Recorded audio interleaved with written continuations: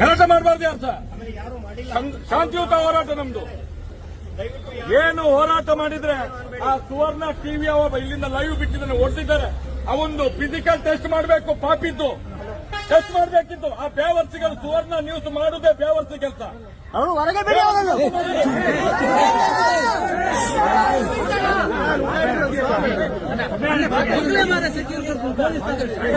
TV ಅವರು ಮಾಡುವಂತ ಬೇವರ್ಸಿ ಕೆಲಸ ತಲೆಗೆ ಬಂದದ್ದು ಬೇಕಂತ ಅಲ್ಲಿ ನಮ್ಮವರಿಗೆ ಹೊಡೆದಿದ್ದಾರೆ. ಅದನ್ನು ಇದು ಮಾಡ್ಲಿಕ್ಕೋಸ್ಕರ ಇಲ್ಲಿ ಬಂದು ಅವ್ರು ನಾಟಕ ಮಾಡ್ತಾ ಇದ್ದಾರೆ.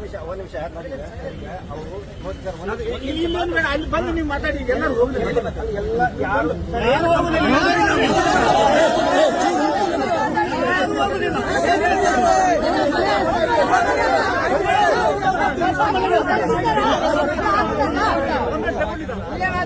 ಮಾತಾಡಿ.